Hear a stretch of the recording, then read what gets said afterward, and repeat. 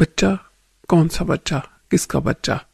میں نے گھبرا کے کہا، وہی تمہارا ہونے والا بچہ۔ تم پاگل تو نہیں ہو گئے سلیم؟ بچہ ہوتا اگر شادی ہوتی، ابھی کون سے ہونے والے بچے کی بات کر رہے ہو تم؟ وہ چلائی۔ میں نے اسے پکڑ لیا۔ خدا کے لیے آہستہ بولو، یہ ہسپتال ہے، ابھی کوئی آ جائے گا، وہ تمہیں پھر سلا دیں گے۔ نہیں، میں سونا نہیں چاہتی۔ اس نے خود کو کنٹرول کیا۔ تم بتاؤ مجھے کس ہونے والے بچے کا ذکر کر رہے ہو؟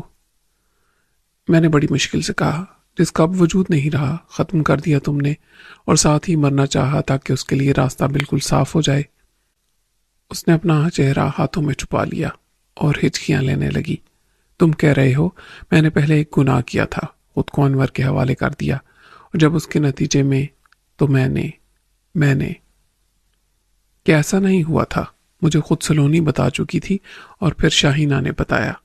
وہ پھر چلائی، کیا وہ مجھ سے زیادہ قابل اعتبار ہیں تمہارے لیے؟ میں چکرا گیا۔ ان کو ایسا جھوٹ بولنے کی کیا ضرورت تھی؟ ضرورت تھی سلیم، ایک سازش تھی میرے خلاف جو کامیاب ہو گئی۔ سلونی کو بڑے چودھری صاحب نے مجھے بدنام کرنے پر مامور کیا تھا، انہی کی نمک خوار تھی وہ پہلے۔ درمیان میں وہ در بدر بھٹکتی رہی تو کون سا کام نہیں کیا اس نے۔ پیسہ اس کی بھی کمزوری ہے۔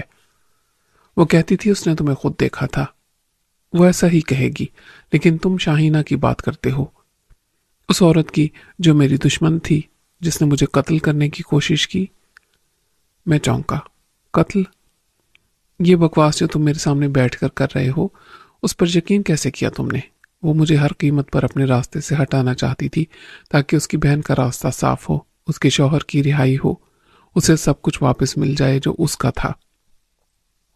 اس نے ہی یہ منصوبہ بڑی ہوشیاری سے بنایا تھا کہ انور کسی طرح روزینہ کو اپنا لے تو پیر صاحب اسے اپنا وارث بنا دیں، سب اسے مل جائے، ایک بھائی ادھر دوسرا ادھر۔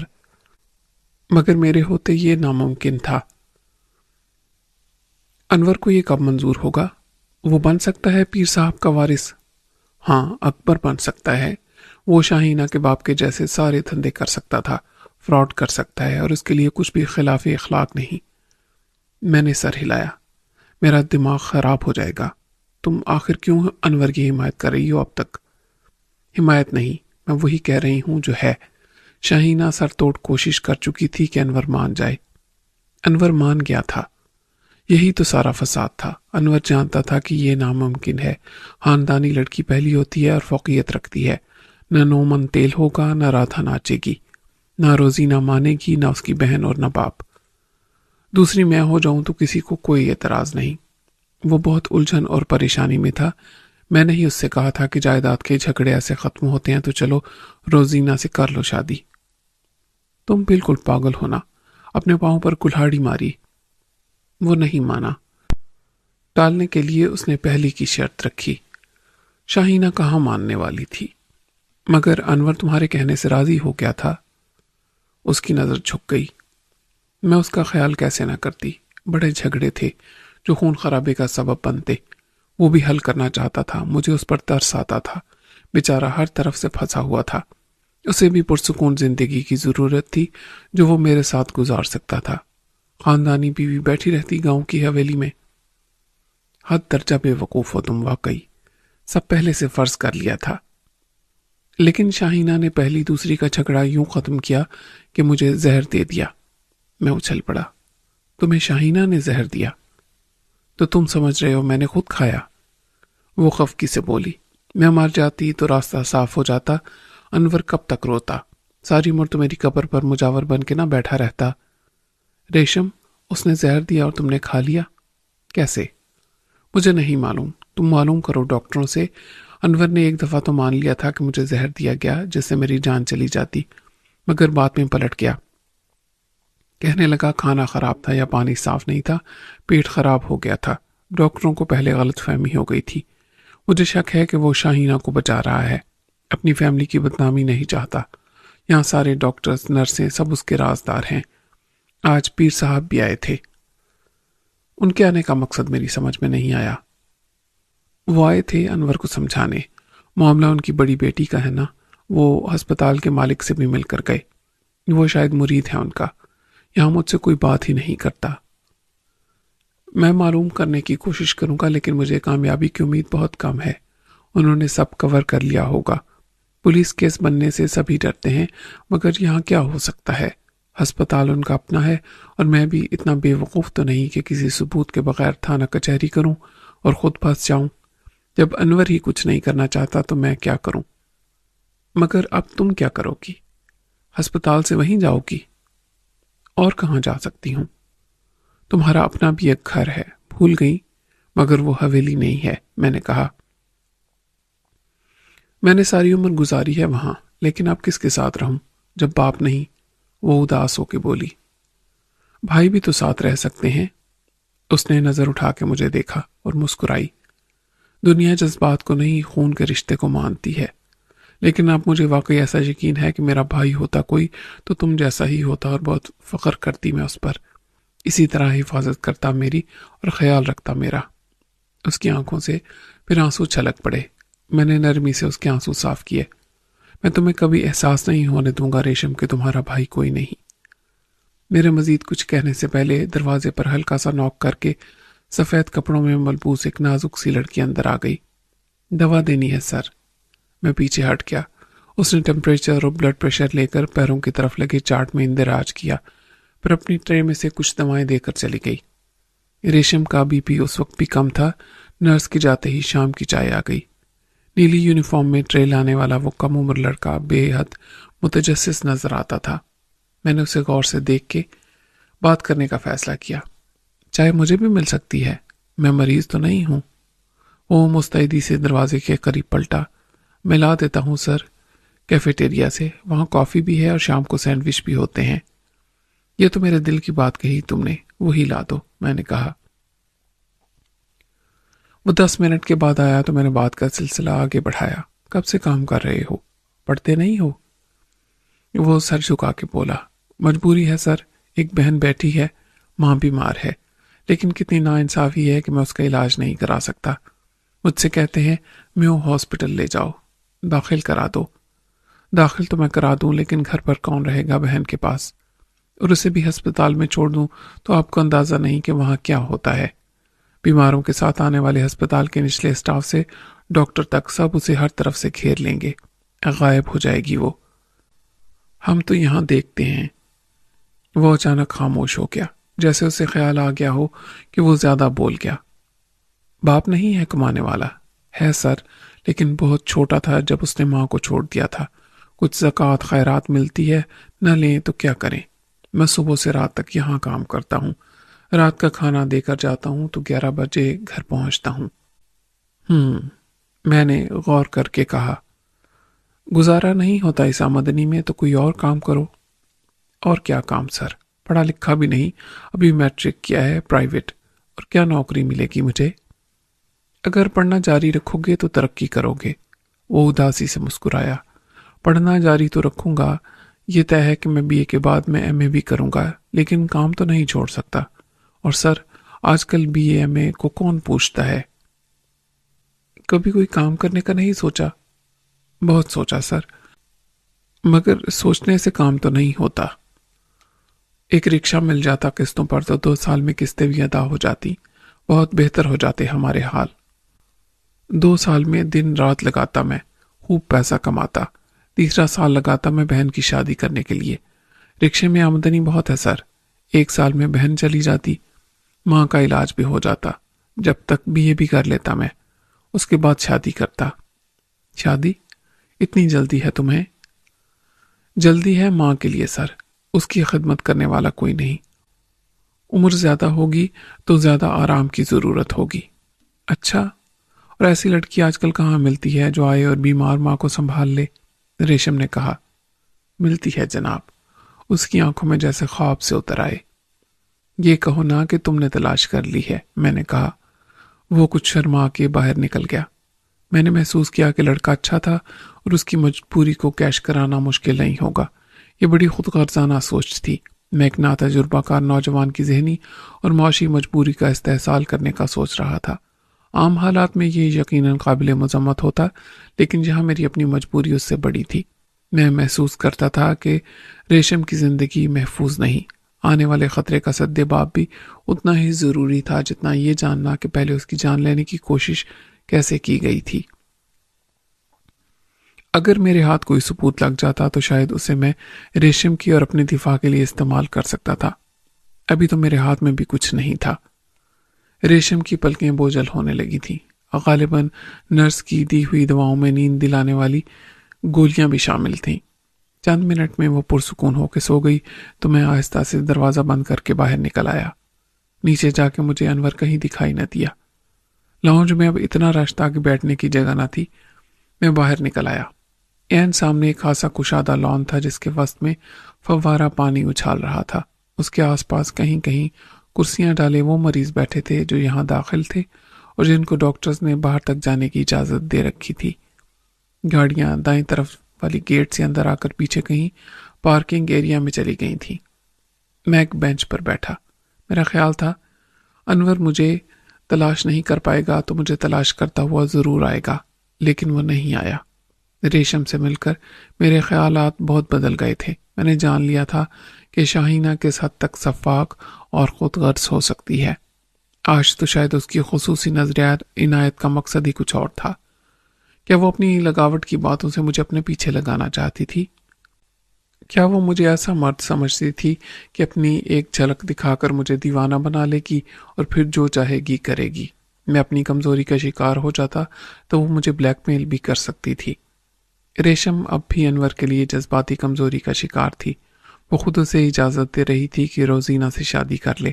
اسے انور کی پریشانی کا احساس تھا اور وہ بے وقوف یہ سمجھتی تھی کہ اس کی محبت کا جادو ہمیشہ انور کے سر چڑھ کر بولے گا۔ روزینہ گھر میں قید روایتی بیوی بن کے رہ جائے گی۔ یہ سب اس کی خام خیالی تھی۔ ان دو بہنوں کا ریشم کے خلاف متحد ہو جانا ہی ریشم کی موت تھا۔ آج وہ بچ گئی مگر کب تک بچے گی؟ یہی انور ہوگا جس کا جاگیردارانہ ذہن روزینہ کو عزت دے گا، اور اگر ریشم کسی کو بخشی نہ گئی تو دوسری سلونی بن جائے گی۔ وقتی طور پر میں نے نورین کو بھلا دیا تھا۔ مجھے اس کا خیال آیا تو میں یہ سوچنے پر مجبور ہوا کہ آخر کب تک میں یہاں ریشم کی پہرے داری کر سکتا ہوں۔ ابھی 24 گھنٹے بھی نہیں ہوئے تھے کہ خود پیر صاحب ایک چکر لگا گئے تھے۔ یہ سب سازشی لوگ ایک ہی مقصد کے حصول پر ریشم کو قربان کر دینا چاہتے تھے۔ ریشم بہت کمزور ہے اور میں کب تک اس کا محافظ بن کر رہوں گا؟ میری کیا اوقات ہے؟ رات ہو گئی۔ ہسپتال میں مریض اور ان کے وزٹرز نہ رہے۔ لاؤنج خالی ہو گیا اور وہاں صرف ایک لائٹ کاؤنٹر کے اوپر روشن رہ گئی۔ کاؤنٹر پر وہی دوبارہ بد اخلاق اور بد کردار حسینہ آ گئی، لیکن انور کا ابھی تک کوئی پتہ نہیں تھا۔ آخری بار میں نے رات 9 بجے ریشم کو دیکھا تو وہ جاگ رہی تھی اور کھانا کھا رہی تھی۔ کمرے میں مریض کے ساتھ رہنے والے کے لیے بھی بیڈ فراہم کیا گیا تھا۔ اچھے ہسپتالوں میں تو صرف کرسی دی جاتی ہے یا زیادہ سے زیادہ ایک بینچ۔ ظاہر ہے جو مریض کے ساتھ رہتا ہے اس کا یہاں سونے کا کیا کام؟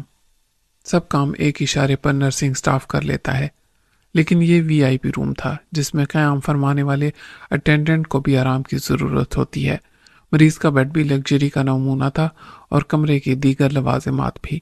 ریشم نے مجھے مدعو کیا تھا کہ میں اس کے ساتھ کھانا شیئر کر لوں، جو اس کی ضرورت سے بہت زیادہ تھا، لیکن ایک تو مجھے بھوک نہیں تھی، دوسرے یہ مجھے اچھا بھی نہیں لگا۔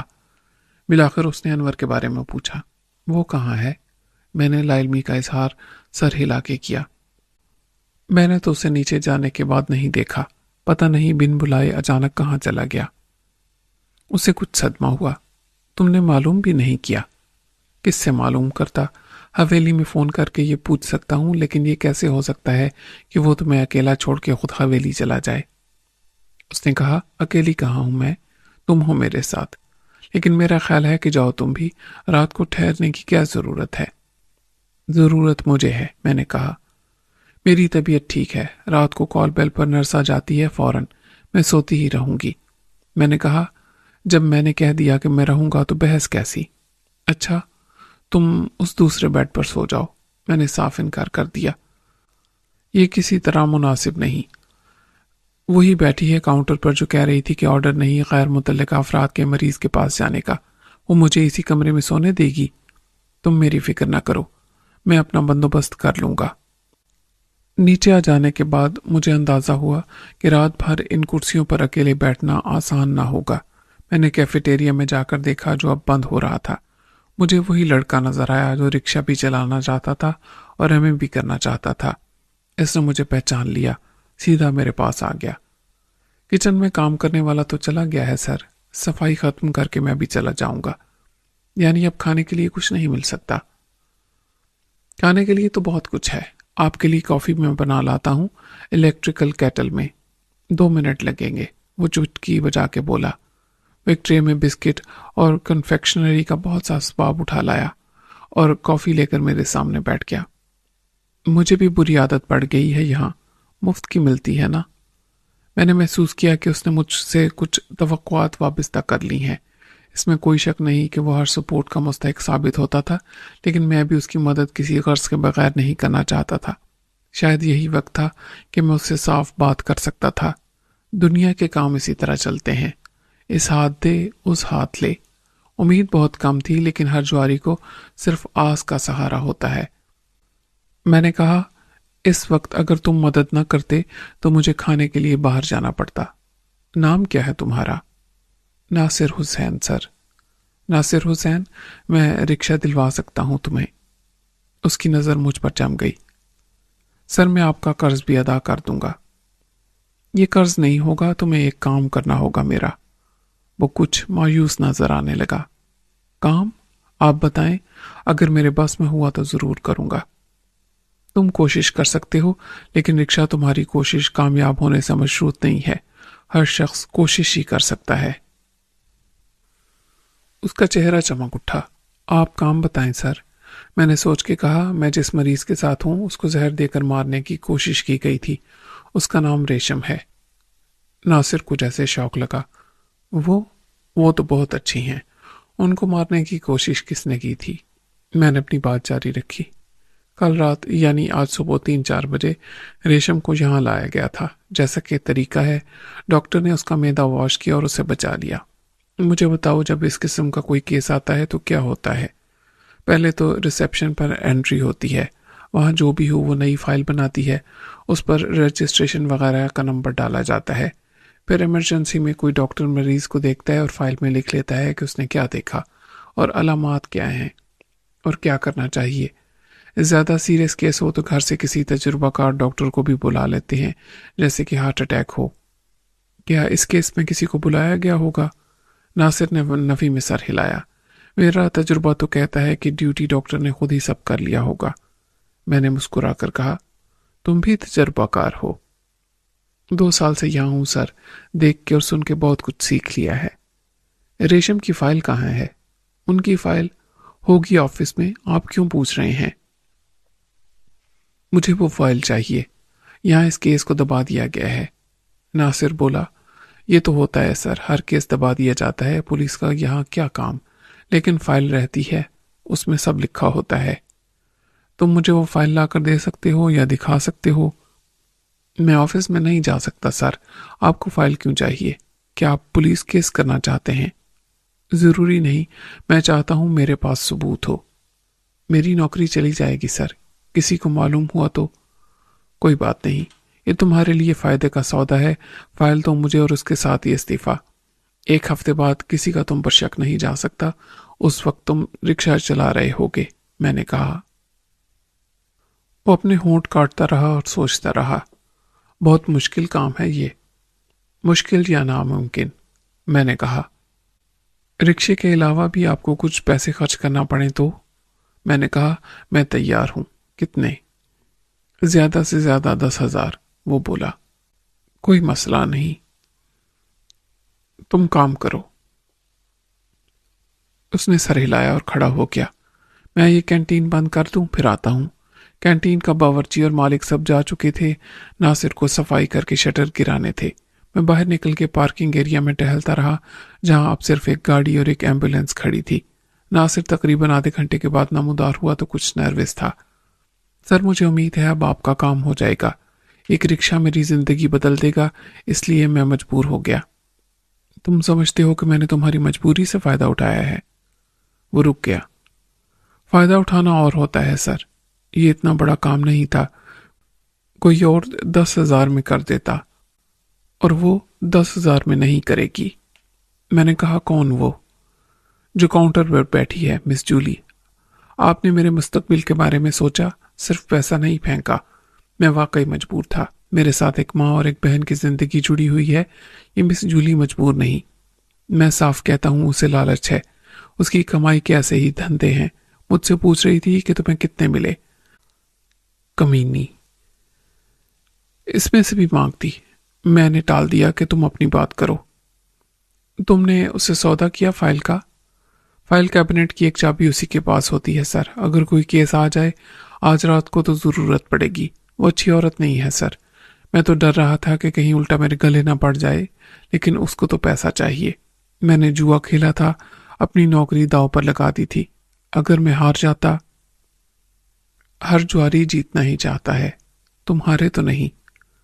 تقدیر آج مہربان ہے سر، اور برا مت مانیے گا سر، آپ کا پیسہ تھا جس سے میں نے بازی لگائی۔ اس نے 5,000 ہی مانگے تھے۔ میں نے کام پکا کرنے کے لیے کہا 5 نہیں 10 ملیں گے، مگر کام ہو جانے کے بعد۔ بہت اچھا کیا تم نے، آج میرا کام بن گیا تو کل پرسوں تمہارا کام بھی بن جائے گا۔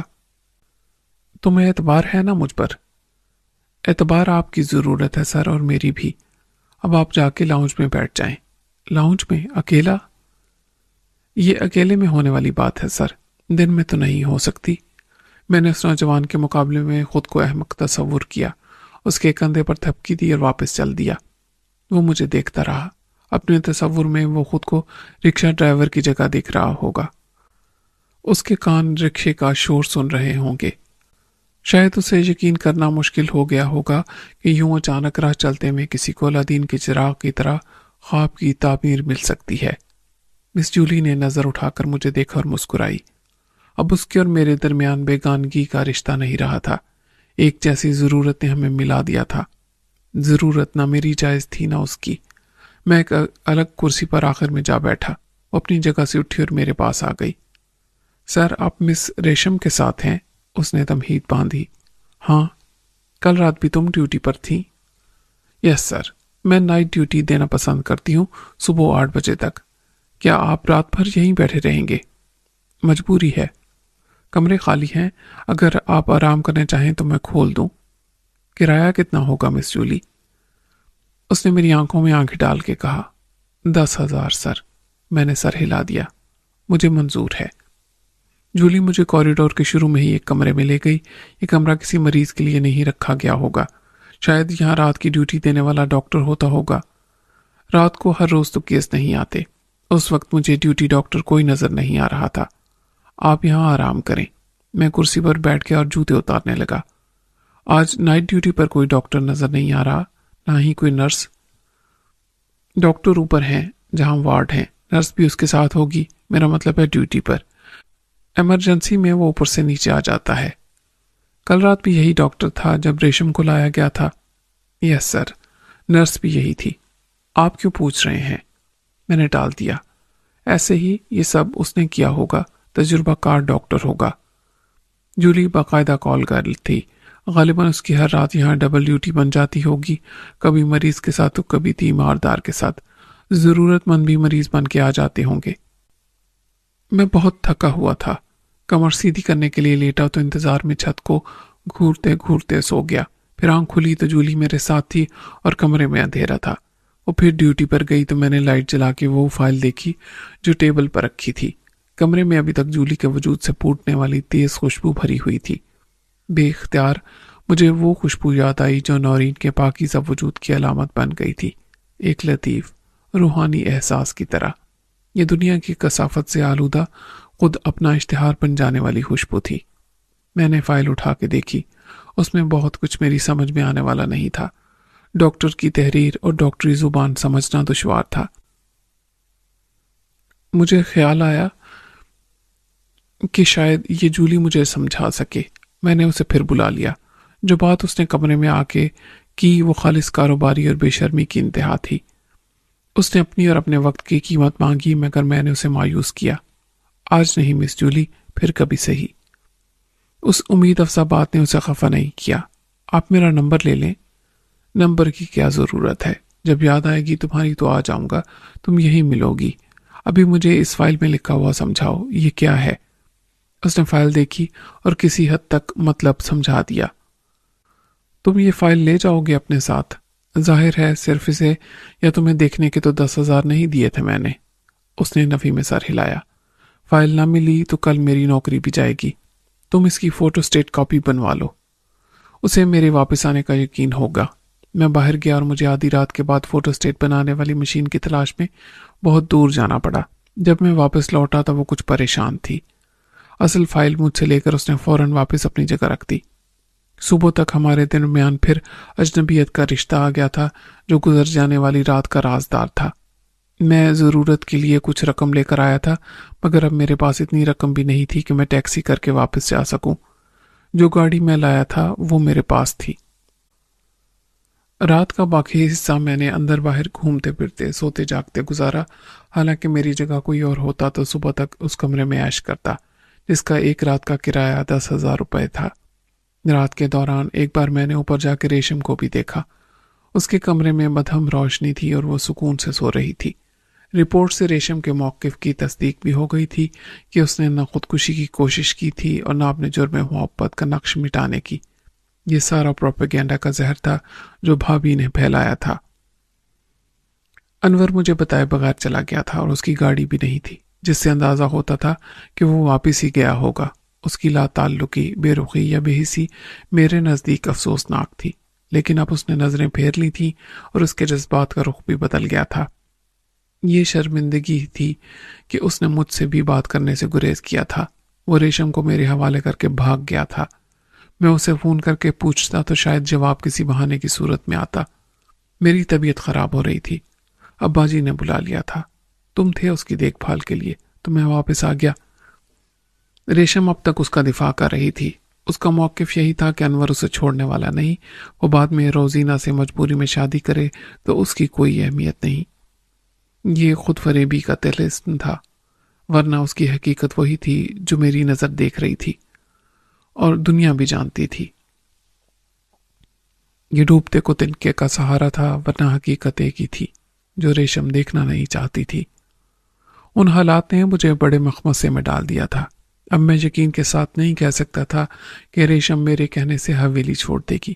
میری تو یہ منزل ہی نہیں تھی۔ ایک خیال مجھے یہ بھی آتا تھا کہ کہیں ریشم نے محبت میں سودا تو نہیں کر لیا ہے، وہ پہلے سے دوسری پوزیشن پر رہنا قبول کر لے۔ تمام عمر غربت اور ذلت میں گزارنے والی لڑکی اچانک حویلی کے مکین بن گئی تھی اور اب مالکن بننا چاہتی تھی۔ یہ ٹھاٹ باٹ، عیش آرام اس نے خواب میں بھی نہیں دیکھے تھے۔ اب ان سب کو ٹھکرا کے واپس اپنی پرانی قسم پرسی کی زندگی میں لوٹ جانا بھی اس کے لیے ایک ڈراؤنا خواب ہوگا۔ حویلی میں آنے والی عورتوں کو عزت و عصمت کی روایتی قدروں کو بھلانا اس لیے آسان ہو جاتا تھا کہ انہیں یہ زندگی راس آ جاتی تھی۔ جتنا ملتا تھا وہ سب کچھ گنوا دینے کا احساس مٹا دیتا تھا۔ کیا ریشم بھی تو ایسا ہی نہیں سوچنے لگی؟ اس کا باپ کے سوا ہے کون جو ہاتھ تھام کے لے جائے؟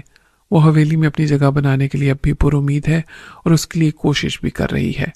وہ انور کو روکے گی، وہ اتنی آسانی سے ہار نہیں مانے گی اور دوسری عورت کو جیتنے نہیں دے گی۔ مجھے لگتا تھا ادھر ادھر کی سوچ سوچ کر میرا دماغ خراب ہو جائے گا۔ اسپتال کی کیفیٹیریا کے جلدی کھلنے کا امکان کم تھا۔ میں نے باہر جا کے عوامی ہوٹلوں کی گندی ٹیبلوں اور جھولتی کرسیوں پر بیٹھ کے ٹوٹے کنارے والے کپوں میں ابلتی ہوئی گاڑھی میٹھی چائے پی۔ اس وقت وہاں یہی دستیاب تھی اور طلب میں مجھے برازیل کی کافی سے زیادہ اچھی لگی۔ آہستہ آہستہ لاہور انگڑائی لے کر اٹھا اور کاروبار حیات کا رکا ہوا دریا بہاؤ پر آ گیا۔ واپس جاتے ہوئے میں نے اردو کا ایک اخبار خرید لیا۔ سڑک پر چلتے ہوئے پڑھنے کی بجائے میں نے اسے رول کر کے ہاتھ میں رکھا اور ہسپتال کے صحن میں ایک بینچ پر بیٹھ کے کھولا۔ پہلے صفحے کی سرخیاں اور ذیلی خبریں بڑے بڑے شہروں کی سیاسی سرگرمیوں کی ترجمان تھیں۔ حکومتی ارکان اپنا راگ گا رہے تھے، اپوزیشن والوں نے آنے والے الیکشن کے لیے اپنی ڈفلی بجانے کا آغاز کر رکھا تھا۔ خبر میں کتنی خبر ہوتی ہے؟ شاید اتنی ہی جتنی بنائی جائے۔ ایک سرسری نظر ڈالتا ہوا میں اندر کے صفحے پر چلا گیا جو ڈسٹرکٹ پیج تھا۔ وہاں ایک خبر نے مجھے متوجہ کیا جو بہت نمایاں تو نہیں تھی، لیکن اس میں سنسنی خیزی تھی، چنانچہ لگ گئی تھی۔ نمائندہ خصوصی نے زیب داستاں کے لیے بہت کچھ شامل کیا جو ایڈٹ کر دیا گیا تھا۔ خبر کی 2 کالمی سرخی تھی: پیر اظہر علی شاہ کے خلاف قتل کا مقدمہ۔ اس کے بعد تھوڑی سی تفصیل تھی۔ ملتان کے نامور بلڈر علی شاہ نے الزام عائد کیا ہے کہ ان کے بیٹے مراد سکندر کو پیر اظہر علی شاہ نے قتل کرایا تھا، لیکن مقامی پولیس اس کے خلاف قتل عمد کا مقدمہ درج نہیں کر رہی ہے۔ چنانچہ وہ تمام ثبوت اور شہادتوں کے ساتھ ہائی کورٹ سے رجوع کریں گے اور اس معاملے میں انہوں نے صمد بخاری کو اپنا وکیل مقرر کیا ہے۔ پولیس کے بااختیار افسران اس معاملے میں خاموشی اختیار کیے ہوئے ہیں۔ ہمارے نمائندے کو بیان دیتے ہوئے اظہر علی شاہ نے اس الزام کو بے بنیاد اور انہیں بدنام کرنے کی سازش قرار دیا۔ واضح ہو کہ سکندر علی شاہ کی اظہر علی شاہ سے قرابت داری ہے۔ یہ ایک سنسنی خیز انکشاف تھا۔ اندر کی خبریں پیر صاحب پر لگائے گئے الزام کی تصدیق کرتی تھیں۔ شاید مراد کے ساتھ مارے جانے والے جانثاروں میں سے کسی نے مراد کے باپ کو سب بتا دیا تھا، یا اس نے اپنے ذرائع سے معلوم کر لیا تھا کہ اس رات کیا ہوا تھا۔ مراد کی لاش اس کے گھر کے قریب پانی کے ایک جوہڑ میں تیرتی ہوئی پائی گئی تھی۔ شاید یہی غلطی پیر صاحب کے گلے پڑ گئی تھی۔ اس نے نشان عبرت بنانے کے لیے مراد کی لاش اس کے گھر کے سامنے پھینکوا دی تھی۔ اگر مراد کے ساتھیوں کی طرح وہ بھی غائب ہو جاتا تو شاید کسی کو معلوم نہ ہوتا۔ کہنے کو میں بھی ان گواہوں میں شامل تھا جو اس رات پیر صاحب کے آستانے پر موجود تھے۔ میں نے دیکھا نہیں تھا، مگر سنا بہت کچھ تھا۔ پھر بھی میں عزت داروں کی اس خاندانی لڑائی میں فریق بنتا تو میرا حال وہی ہوتا جو سانڈوں کی لڑائی میں مینڈک کا ہوتا ہے، محاورے کے مطابق۔ اظہر علی اگر اثر و رسوخ رکھتا تھا تو اس کا حریف بھی یقیناً کم نہ ہوگا، جس نے اعلانیہ طبلِ جنگ بجا دیا تھا۔ ظاہر ہے اس کے پاس ایک باپ کا دکھ ہی نہیں، اس الزام کی صداقت کو ثابت کرنے کے لیے بہت کچھ ہوگا۔ اب تک وہ قرابت دار تھے تو اب دشمن ہو گئے تھے۔ یہ خبر میرے لیے ایک طرف باعث مسرت تھی کہ پیر صاحب بھی اپنی تمام روحانی قوت کے باوجود ملزم ہو گئے تھے۔ اب آیا اونٹ پہاڑ کے نیچے، کوئی تو اس کی ساری بدماشی کی طاقت سے ٹکرایا۔ یہ ابتدا تھی۔ اس کے بعد قانونی جنگ سے زیادہ اثر و رسوخ کی جنگ اہم ہوگی۔ دونوں طرف سے پیسہ پانی کی طرح بہایا جائے گا، گواہ خریدے یا ختم کیے جائیں گے، شہادت بدلی جائے گی، ضمانتوں کا چکر ہوگا۔ فیصلہ تو بڑی دور کی بات ہے۔ اس سے پہلے نہ جانے کتنے سیشن جج دونوں طرف کے دباؤ کا شکار ہوں گے۔ کچھ مقابلے کی تاب نہ لا کر خود بھاگ جائیں گے تو کچھ ہٹا دیے جائیں گے۔ ایک قتل کا فیصلہ ہونے سے پہلے نہ جانے اور کتنے قتل ہوں گے، پھر اپیلوں کے بعد اپیلوں کا سلسلہ۔ لیکن عدالتی معاملات سے الگ جو معاملہ سب سے زیادہ اہمیت اختیار کرے گا وہ عزت کا ہوگا۔ پہلا سوال تو یہی اٹھے گا کہ قتل ہوا تو کیوں ہوا؟ اس کیس میں نام آئے گا روزینہ کا تو پیر صاحب کی خاندانی عزت کا جنازہ تو پہلے ہی اٹھ جائے گا، اور بلا شبہ ان کے ساتھ ہی ان کی روحانیت اور پیری مریدی کا۔ صفائی کرنے والے ایک لڑکے نے میرے قریب آ کر کہا، آپ کو اندر بلایا ہے سر۔ تو میں چونکا۔ اس نے میرے آس پاس کی صفائی کر لی تھی۔ مجھے بر وقت بلاوا آنے سے اس کا کام آسان ہو گیا۔ میں نے اخبار کو رول کر کے پکڑا اور اندر چلا گیا۔ ڈیسک پر اب جولی نہیں تھی۔ دوسرے قدرے مہذب خاتون نے مجھے پیغام دیا، آپ مس ریشم کے ساتھ ہیں، اوپر آپ کو ڈاکٹر عذرا نے بلایا ہے۔ اس ڈاکٹر کو میں گزشتہ روز بھی دیکھ چکا تھا۔ اس نے پھر سوال کیا، اچھا آپ ہیں ان کے ساتھ، کیا نام ہے آپ کا؟ ملک سلیم اختر۔ ملک صاحب یہ اب بالکل ٹھیک ہیں، آپ انہیں لے جا سکتے ہیں۔ فائل کی کاپی میری بغل میں دبی ہوئی تھی۔ میں نے انجان بن کے سوال کیا، اسے کیا ہوا تھا ڈاکٹر صاحب؟ کوئی خاص بات نہیں، فوڈ پوائزننگ ہو جاتی ہے، پولوشن ہو پانی میں یا کوئی اور وجہ ہو، پتہ نہیں چلتا، اس نے سرسری انداز میں بیان دیا۔ اس کے جانے کے بعد میرے سامنے صرف ریشم رہ گئی اور سوال یہ رہ گیا کہ اب ہسپتال سے وہ کہاں جائے گی۔ انور کے رویے سے وہ کچھ دل شکستہ تھی۔ وہ آیا نہیں؟ ریشم نے مایوسی سے پوچھا۔ فون بھی نہیں کیا؟ میں نے نفی میں سر ہلایا۔ وہ مجھے کچھ بھی بتائے بغیر اچانک چلا گیا۔ اس سے پتہ چلتا ہے کہ اس کے نہ آنے کی کوئی غیر معمولی وجہ ہوگی، شاید اسے تسلی تھی کہ میں ہوں یہاں۔ ایسی وجہ کیا ہو سکتی ہے؟ اس نے ناراضی سے کہا۔ پوری وجہ میرے بغل میں دبے ہوئے اخبار میں ڈسٹرکٹ پیج پر ایک خبر کی صورت میں موجود تھی، لیکن میں اس وقت کوئی دھماکہ کرنا نہیں چاہتا تھا۔ خود مجھے بھی معاملات کو سمجھنے اور سوچنے کی ضرورت تھی۔ ظاہر ہے یہ کام یہاں ہسپتال میں رہ کر نہیں ہو سکتا تھا۔ ایک دم میں بھی کوئی فیصلہ نہیں کر سکتا تھا کہ ریشم کو واپسی پر حویلی نہیں اس کے گھر لے جاؤں۔ ریشم خود اس معاملے میں ڈاواڈول تھی۔ اس نے ابھی دوسری عورت کے آگے ہتھیار نہیں ڈالے تھے۔ ابھی اس کے خوابوں کا سفر جاری تھا۔ ابھی ضابطے کی کارروائی جاری تھی کہ انور آ گیا۔ آئی ایم سوری ریشم، تم سمجھ رہی ہوگی میں بھاگ گیا۔ ریشم برہم ہو گئی۔ تو کیا سمجھوں کہ تمہیں جن اٹھا کر لے گئے؟ اس نے ریشم کو منانے کے لیے کہا۔ سب ہم معلوم ہو جائے گا تمہیں، گھر تو چلو، یہاں لڑنا ضروری ہے کیا؟ انور کے رویے اور لہجے میں جو تبدیلی آئی تھی وہ بہت نمایاں تھی۔ عدم دلچسپی یا بے رخی کا وہ انداز جو چھپائے نہ چھپتا تھا باقی نہیں رہا تھا۔ وہ پرانا انور تھا، جوشیلا، پراعتماد۔ میرا ماتھا کیسے نہ ٹھنکتا، مگر میں عجلت میں کوئی فیصلہ کرنا نہیں چاہتا تھا۔ یہ کیسی فائل ہے؟ انور نے پوچھا۔ میں نے اسے ٹال دیا۔ کوئی خاص نہیں، کچھ ذاتی کاغذات ہیں۔ یہ جواب انور کو مطمئن کرنے کے لیے کافی نہ ہوتا۔ گزشتہ رات میرے پاس پرسنل کاغذات والی کوئی فائل نہیں تھی۔ رات کو ذاتی کاغذات کہاں سے آ گئے؟ تاہم اس نے میرے جواب کو قبول کر لیا۔ کوئی خاص بات ہے اخبار میں؟ وہ بولا۔ اب اس کی بے نیازی کے انداز میں مجھے تشویش محسوس ہوئی جو میرا وہم بھی ہو سکتا تھا۔ میں نے کہا، ایسے ہی وقت گزارے کے لیے خریدا تھا صبح، اور اسے ردی کی ٹوکری میں ڈال دیا تاکہ اس کا شک رفع ہو جائے۔ یہ آج کا اخبار تھا جو میں پھر خرید سکتا تھا، اور میں نے ایسے ہی کیا۔ دوسرا کام میں نے یہ کیا کہ فائل کور میں سے کاغذات نکال کے اپنی جیب میں ڈال لیے تھے۔ ریشم انور کے ساتھ اس کی گاڑی میں تھی۔ پیچھے دوسری گاڑی میں مجھے کافی وقت ملا۔ مجھے کچھ حیرانی ہوئی جب حویلی میں گاڑی سے اترتے ہی انور نے مجھ سے پوچھا، تیری وہ پرسنل پیپرز والی فائل کہاں گئی؟ میں نے سر پر ہاتھ مارا۔ اوہ، وہ فائل تو ہسپتال میں رہ گئی۔ اگرچہ انور کا ظاہری رویہ پرسکون لگتا تھا، لیکن مجھے یوں لگا جیسے یہ مصنوعی سکون ہے، اور اس کے نارمل رویے کے پیچھے ایک اضطرابی ہیجان ہے جسے وہ مجھ پر اور ریشم پر ظاہر ہونے دینا نہیں چاہتا۔ یہ میرا وہم نہیں تھا۔ وقت گزرنے کے ساتھ اس طوفان کے آثار حویلی کے اندر محسوس ہونے لگے جس کی آمد کے آثار عیاں تھے۔ گھر کی کھڑکیاں دروازے بند کرنے سے طوفان ختم نہیں ہو سکتا تھا۔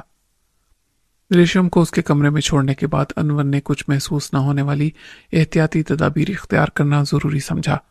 ریشم کے لیے آرام کے نام پر پابندی لگا دی گئی تھی، اور گیٹ پر موجود سیکیورٹی گارڈ کو سختی سے سمجھا دیا گیا تھا کہ بی بی جی کی اجازت کے بغیر کوئی اندر نہیں جا سکتا، اور کوئی کا مطلب ہے کوئی بھی۔ اس کے کھانے پینے کا ذمہ دار سلونی کو بنا دیا گیا تھا۔ ابھی ریشم پر بھی نقل و حرکت کی پابندی تھی۔ میں اچھی طرح جانتا تھا کہ یہ احتیاط شفا یابی سے زیادہ اسے پھر کسی نقصان کے احتمال سے محفوظ رکھنے کے لیے تھی۔ اندر کے حالات میں کشیدگی بڑھ گئی تھی، اور ریشم کی بجائے اس کی ڈیڈ باڈی ایمبولینس سے اتاری جاتی تو یہ شاہینہ کے لیے زیادہ اطمینان بلکہ خوشی کی بات ہوتی کہ اس کے پلان کی کامیابی یقینی ہو گئی۔ پہلا مرحلہ ریشم کو راہ سے ہٹانے کا تھا۔ وہ ہٹ جاتی تو روزینہ کا راستہ خود بخود صاف ہو جاتا، مگر ریشم بڑی ڈھٹائی سے زندہ لوٹ آئی تھی۔ انور نے اسے ہسپتال لے جانے میں غیر ضروری عجلت کا مظاہرہ کیا تھا۔ وہ مر جاتی تو انور احتجاج کرتا، سوگ مناتا، لیکن اس کا کوئی امکان نہیں تھا کہ وہ ریشم کی فوڈ پوائزننگ کو قتل بنا کے اپنے خاندان کی عزت کو عدالت کے کٹہرے میں لے جاتا۔ شام تک میں ابھی اپنے کمرے میں بند رہا اور سوچتا رہا کہ اس صورتحال کو کب تک برقرار رکھا جا سکے گا۔ ایک طرف اکیلی ریشم تھی جس کے مستقبل کا دار و مدار انور کے رویے پر تھا، دوسری طرف حویلی کے باقی لوگ تھے۔ شاہینہ، بڑے چودھری صاحب اور ان کی بیگم سب ایک ہی موقف رکھتے تھے کہ خاندانی تنازعات کا حل صرف ایک ہے جو پیر صاحب نے دیا تھا کہ انور کی بہتری کے لیے روزینہ کو قبول کر لے، اس کے بعد چاہے تو ریشم کو بھی رکھے۔ برابر کی نہ ہونے کے باوجود اس کو برابری کا درجہ دیا جائے گا۔ معلوم نہیں خوف سے یا بے وقوفی میں خود ریشم نے یہ منظور کر لیا تھا، اور انور ایک دفاعی نیم رضامندی کی پوزیشن میں تھا۔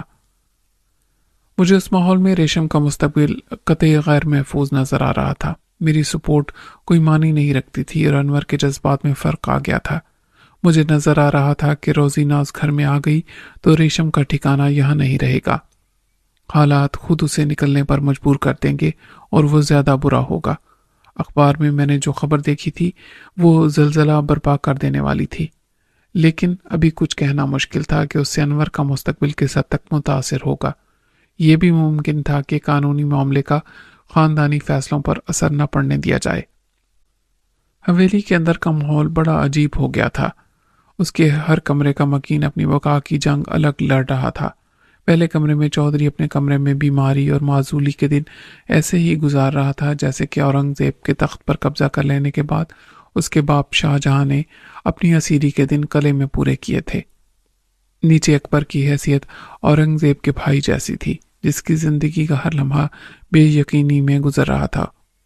اوپر اس کی بیوی شاہین اپنا کھویا ہوا اقتدار واپس حاصل کرنے کی پوری کوشش کر رہی تھی، اور اب اسے ایک سازشی باپ کی حمایت بھی حاصل تھی۔ انور کی روزینہ سے شادی کی صورت میں اس کا پلان کامیاب ہو جاتا، مگر راہ میں ایک معمولی عورت حائل تھی۔ اس نے کسی خوف کے بغیر اسے زہر دے دیا تھا، اس یقین کے ساتھ کہ کسی کو کچھ معلوم نہیں ہوگا اور کامیابی کا راستہ صاف ہو جائے گا۔ کیا اب وہ اپنی ناکامی پر پہلے سے زیادہ خونی جذبے کے ساتھ عمل نہیں کرے گی؟ اس کے ساتھ والے کمرے میں ریشم تھی، جس نے مرنے سے انکار کر دیا تھا۔ وہ ارمانوں کی خواب نگری میں جی رہی تھی اور یہاں سے نکلنا نہیں چاہتی تھی، کیونکہ باہر کی زندگی بہت بدصورت تھی۔ ایک طرف انور تھا، جس سے اندازہ ہو رہا تھا کہ اس حویلی میں وہ ریشم کو پورا تحفظ فراہم نہیں کر سکے گا، جہاں وہ کسی کے لیے بھی قابل قبول نہیں۔ معلوم نہیں اس کے ذہن میں آخری حل کیا تھا، لیکن ابھی تو پوری حویلی پر اس خبر کا آسیب سوار تھا جو میں نے اخبار میں پڑھی تھی، مگر سب یہ سمجھ رہے تھے کہ مجھے کچھ معلوم نہیں۔ یہ چھپی رہنے والی بات نہیں تھی، جب بات نکلے گی تو پھر دور تلک جائے گی۔ بظاہر اس پر پریشانی کے آثار دکھائی نہ دیتے تھے، غالباً وہ سب اس مسئلے پر گزشتہ رات ہی ڈسکس کر چکے تھے، جب گھر میں باہر والا کوئی نہیں تھا، نہ میں نہ ریشم۔ سپہر کے بعد ایکشن پلان کی صورت واضح ہونے لگی۔ اچانک پیر صاحب قبلہ کی سواری اپنی تمام تر روحانی جاہ و جلال کے ساتھ نمودار ہوئی، اور وہ اپنا نورانی جبہ و دستار سنبھالتے بھائی کے کمرے میں چلے گئے۔ دروازہ بند ہو گیا۔ میں ایک نظر ریشم کو دیکھنے گیا تو انور وہاں پہلے سے موجود تھا۔ ریشم جاگ رہی تھی اور سیدھی بیٹھی تھی۔ مجھے دیکھ کر بھی کسی نے کوئی رد عمل ظاہر نہیں کیا۔ میرے پوچھنے پر ریشم نے سر ہلا دیا۔ ٹھیک ہوں۔ کھانا کھایا تم نے؟ ہاں، میں نے اصرار کر کے کھلایا ہے۔ اس کی تمام ضروریات کی دیکھ بھال سلونی کے ذمے ہے، انور بولا۔ تو نے کچھ کھایا؟ میں نے نفی میں سر ہلایا۔ بھوک نہیں ہے۔ بھوک تو مجھے بھی نہیں ہے، مگر کھانا تو ہے، میں یہی منگوا لیتا ہوں۔ مجھے بڑی ضروری بات کرنی تھی تجھ سے۔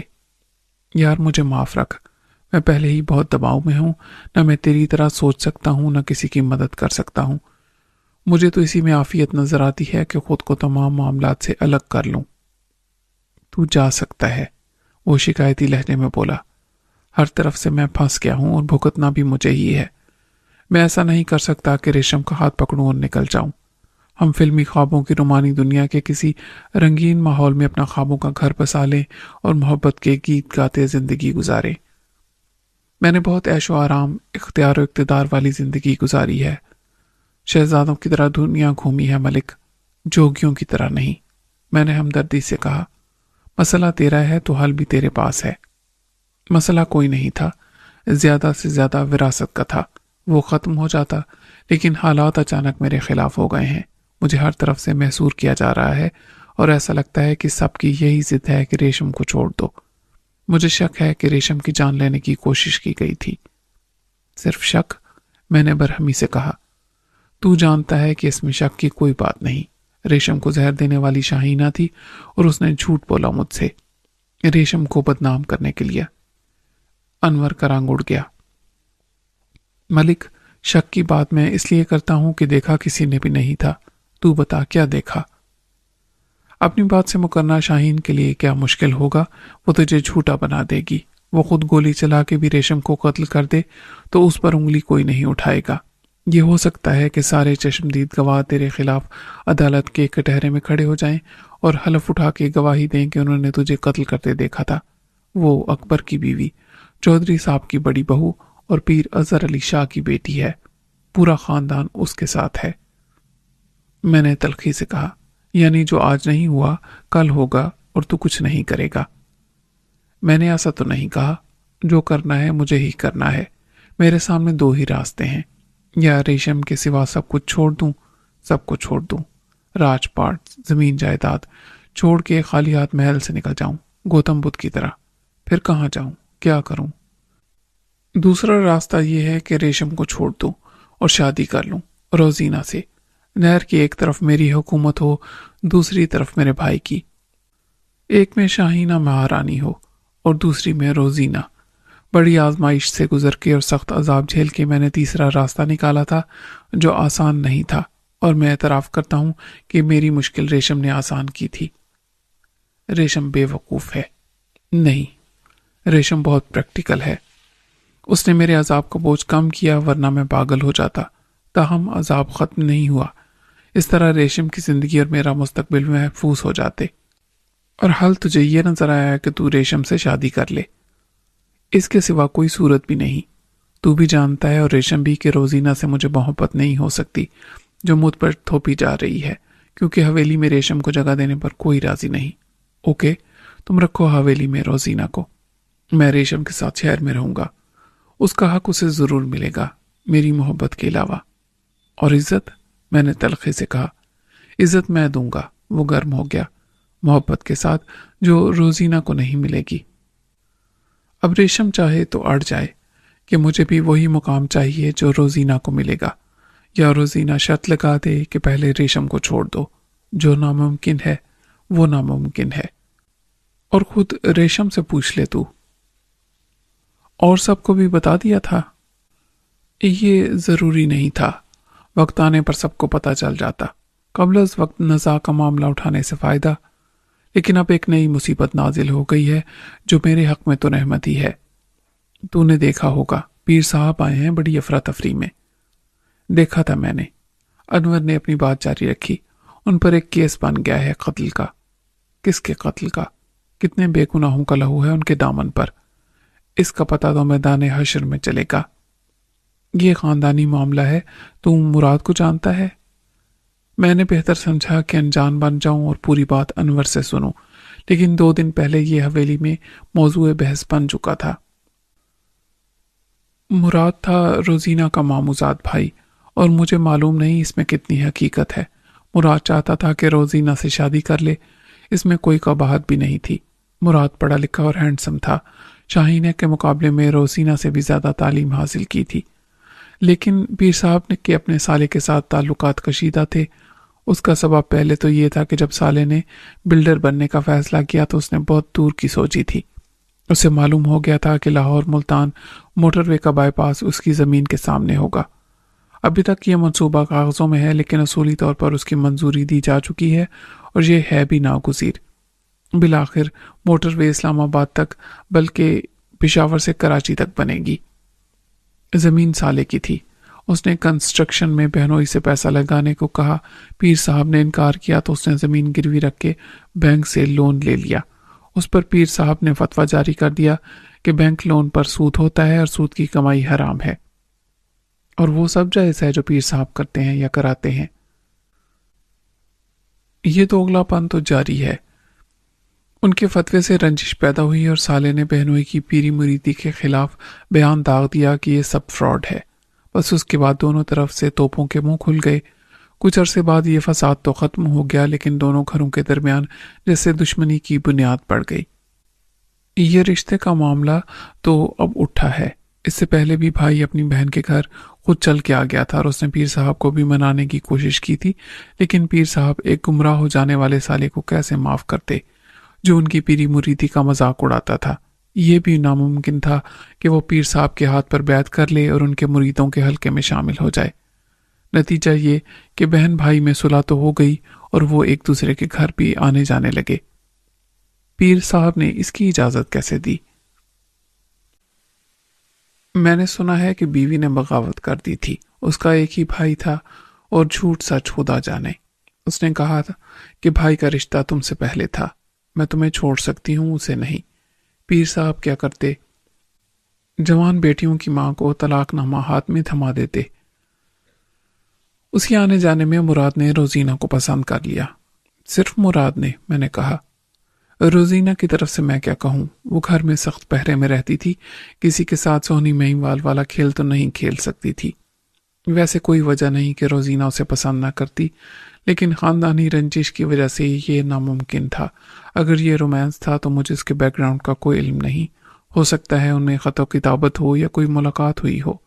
ماں کی مدد کے بغیر یہ ناممکن تھا۔ اس کے قتل کو کسی نے بھی روزینہ سے منسوب نہیں کیا تھا۔ خیال یہی تھا کہ یہ ڈاکوؤں کی کارروائی ہے، مگر ڈاکو صرف لوٹتے ہیں، مار کے لاش کو گھر کے سامنے نہیں ڈالتے۔ اس کی کسی سے دشمنی تھی تو مجھے معلوم نہیں، لیکن کل اچانک پیر صاحب کے ٹھیکیدار سالے نے ایک ایٹم بم پھینک دیا۔ اس نے الزام لگایا کہ اس کے بیٹے کو پیر صاحب نے خود قتل کیا۔ اس کے پاس کوئی ثبوت ہوگا؟ ایک خبر آئی ہے آج اخبار میں۔ انور نے پیچھے پڑا ہوا اخبار اٹھا لیا۔ یہ بھی میں نے ریشم کو دکھائی، تو بھی دیکھ لے۔ وہ خبر جو مجھے ازبر تھی میں نے پھر پڑھی۔ وجہ ہے دشمنی یا کچھ اور؟ مجھے تو کل رات کو ہی معلوم ہو گیا تھا، اس لیے میں ریشم کے پاس تجھے چھوڑ کر واپس آ گیا تھا، کچھ بتائے بغیر، اور اس کے بعد اسی معاملے میں ایسا الجھا کہ فون بھی نہ کر سکا۔ شاہینہ نے تو مجھے کچھ نہیں بتایا، میں نے خود معلوم کیا۔ مراد کے باپ کے گھر میں ایک عورت اندر کا کام کرتی ہے، کھانا پکانا وغیرہ، ہوگی 50 سال کی۔ اس کا شوہر 60 سال کا ہے، باہر کے کام کرتا ہے لیکن نشئی ہے، ہیروئن پیتا ہے۔ اسے نشے کے لیے پیسے کی ضرورت ہمیشہ رہتی ہے، اور پیسہ اسے کوئی نہیں دیتا۔ میں نے اسے 100 کے 10 نوٹ دکھائے تو اس نے بہت کچھ بتا دیا۔ اس نے بتایا کہ مراد گیا تھا روزینہ سے ملنے اور پکڑا گیا، کچھ یار دوست اس کے ساتھ تھے۔ پیر صاحب کے مریدوں نے انہیں مار ڈالا، پیر صاحب کے حکم پر۔ مراد کو گولی مارنے والے خود پیر صاحب تھے۔ یہ کیسے معلوم ہوا؟ کس نے بتایا؟ ان لڑکوں میں سے ایک فرار ہو گیا تھا، وہ باہر تھا، اس پر فائرنگ ہوئی اور گولیاں بھی لگی، مگر وہ کسی نہ کسی طرح نکل گیا۔ نہ جانے کس نے اسے دیکھا اور ہسپتال پہنچا دیا، جہاں وہ اسی رات مر گیا، لیکن اس نے اپنا بیان دے دیا۔ میں چونکا۔ تو نے دیکھا وہ بیان؟ میں کیسے دیکھتا؟ مجھے تو اس بڈھے نے بتایا تھا۔ یہ تو بہت سنگین معاملہ ہے، مرنے سے پہلے نزاع کی حالت میں کوئی بیان دے تو قانون میں اس کی حیثیت سچ کی سی ہو جاتی ہے۔ تجھے یقین ہے کہ وہ بڈھا سب کچھ بقائمی اور ہوش و حواس بتا رہا تھا، نشے میں نہیں تھا؟ انور نے نفی میں سر ہلایا۔ اس وقت وہ نشے کی طلب سے پریشان تھا، میں نے کئی بار چیک کیا، اس سے ایسے سوال کیے کہ اس پر نشہ غالب ہوتا تو وہ گڑبڑا جاتا، صحیح جواب نہ دے پاتا یا جھوٹ بولتا، لیکن وہ پوری طرح ہوش میں تھا۔ میں نے پوچھا، یہ بات تم کیسے جانتے ہو کہ مراد اس رات پیر صاحب کی بیٹی سے ملنے گیا تھا اور وہ روزینہ سے محبت کرتا تھا؟ اس نے کہا، یہ بات تو گھر میں ہوتی تھی، مراد کی روزینہ سے شادی کی، اس کی ماں بھی چاہتی تھی کہ بھائی کی بیٹی لائے، مجھ سے تو کوئی بات نہیں کرتا تھا، لیکن میری بیوی 24 گھنٹے گھر میں رہتی ہے، مراد کی ماں سے بات کر کے دل ہلکا کرتی تھی، سب کو بھروسہ ہے اس پر۔ بڈھے نے بتایا کہ اس رشتے کے لیے کوشش بھی ہوئی تھی جب آپ ولایت میں تھے، یہ بھی معلوم تھا اس بڈھے کو اور یاد تھا۔ اس نے کہا کہ پیر سائی نے اچھا نہیں کیا، اس نے مراد کے گھر والوں کو انکار کر دیا اور بہت بے عزت بھی کیا۔ اس کے بعد معاملہ خراب ہو گیا، مراد کے باپ نے بہن کے گھر آنا جانا تو شروع کر دیا تھا، لیکن وہ پھر رشتے کی بات نہیں کرنا چاہتا تھا۔ وہ کہتا تھا کہ میں نے بات ڈال دی ہے، اب وہ راضی ہو جائیں تو مجھے کوئی اعتراض نہیں۔ یہ معاملہ ایسے ہی چل رہا تھا، ماں تھی بیٹے کے ساتھ اور دوسری طرف بھی سکا بھائی تھا، لیکن دونوں طرف مردوں کی دشمنی تھی۔ بڈھے نے بتایا کہ باپ کی مرضی کہیں اور تھی، لیکن بیٹے کے ساتھ زبردستی نہیں کر سکتا تھا، وہ ملتے رہے۔ میں نے کہا، کیا ماں باپ کو روزینہ اور مراد کی چوری چھپے ان ملاقاتوں کا علم تھا؟ میں نے پوچھا تھا بڈھے سے۔ اس نے کہا، اس کا تو پتہ نہیں، لیکن میرا خیال ہے کہ اس میں ضرور شاہینہ کی مدد شامل رہی ہوگی۔ درگاہ میں ہی پیر صاحب کی رہائش ہے اور وہاں ہر وقت مریدوں کا پہرا رہتا ہے، روزینہ کی وجہ سے نہیں، وہاں اور جو غیر قانونی اور غیر اخلاقی دھندے ہوتے ہیں۔ روزینہ کبھی کبھار اپنی بہن سے بھی ملنے آتی تھی، یہاں رک بھی جاتی تھی۔ دراصل میرے انکار سے وہ سخت دل برداشتہ تھی، اب تجھ سے کیا پردہ، وہ دشمن ہے میری۔ ایک احساس یہ تھا اسے کہ میرے انکار کے بعد اسے اکبر کے حوالے کر دیا گیا۔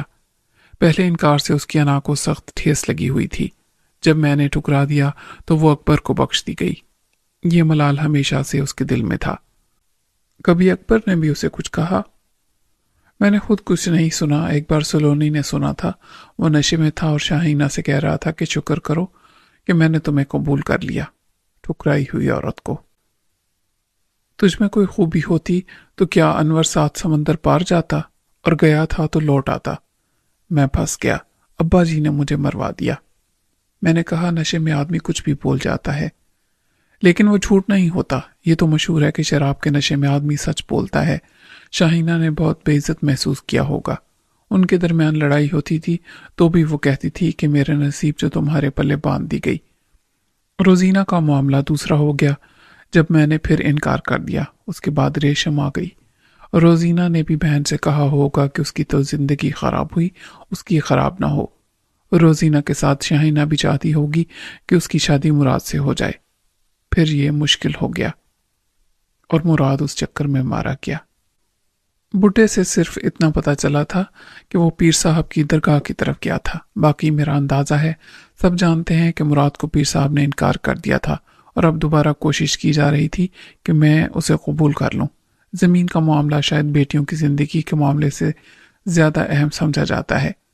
مراد کو انکار کی وجہ یہ ہوگی کہ خاندانی زمین کسی اور کے پاس چلی جاتی۔ میرے ابا کو بھی یہی فکر کھائے جا رہی ہے۔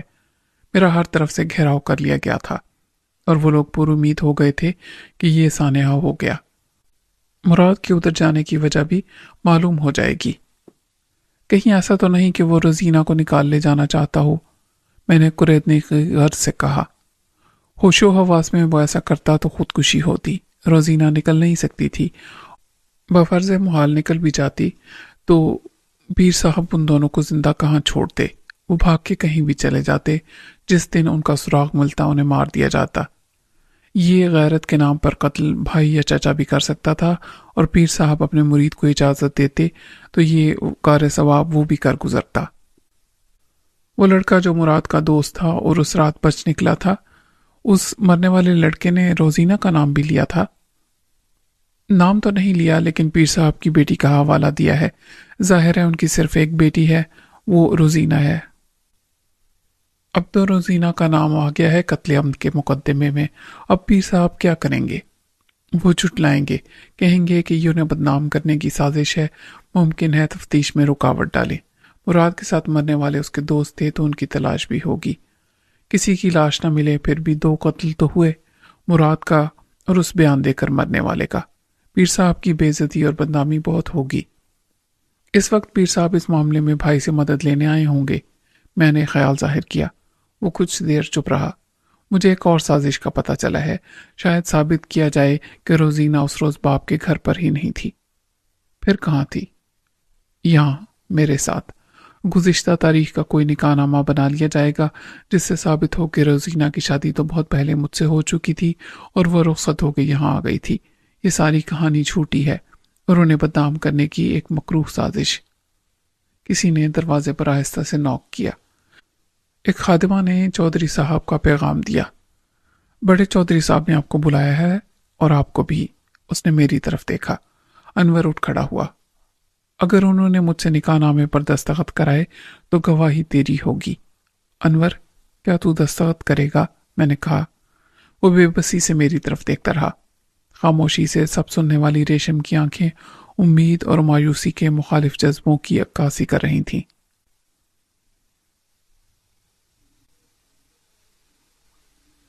بند کمرے میں ہونے والے اس اجلاس کے شرکاء میں سب سے زیادہ نمایاں تو ڈرامائی کردار کے مالک پیر صاحب تھے، جو اب تک تمام معاملات میں ہی نظر آتے تھے۔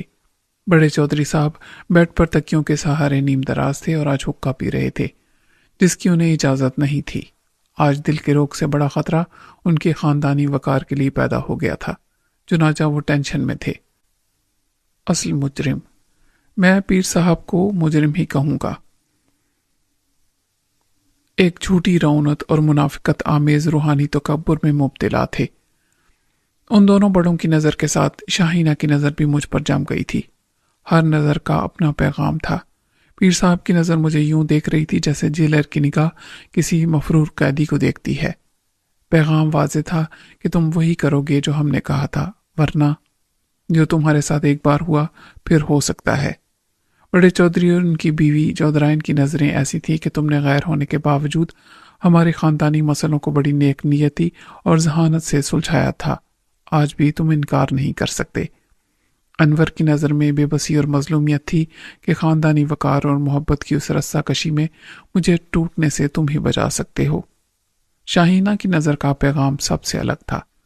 نہ جانے کیوں مجھے اس کی مسکراہٹ بڑی فحش لگی اور اس کی آنکھوں میں واضح پیغام کہ اس مسئلے کو حل کر دو تو انعام میں مل سکتی ہوں۔ میری رائے غلط ہو سکتی تھی، لیکن وہ ایسی ہی عورت تھی، مکر و فریب کا خوبصورت جال، سازشی، حصول مقصد کے لیے کسی بھی انتہا تک جانے کے لیے تیار۔ اس احساس سے مسلح وہ ایک بھرپور عورت ہے جو کسی بھی مرد سے کچھ بھی کرا سکتی ہے۔ میرا یہ وسوسہ جلد ہی حقیقت کا روپ بن کے سامنے آ گیا۔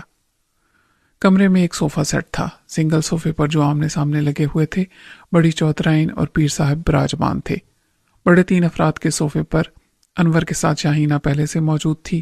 اس نے انور کی طرف کھسک کے میرے لیے جگہ بنا دی تو میں تذبذب کے باوجود انکار نہ کر سکا۔ میرا خیال تھا کہ انور اپنی بھابھی کی طرف کھسک جائے گا تو میں اس کے ساتھ بیٹھ جاؤں گا۔ میں بیٹھ گیا اور مجھے اپنی غلطی کا احساس بھی ہو گیا۔ بیٹھنے سے پہلے انور کہہ سکتا تھا کہ تم آگے ہو جاؤ۔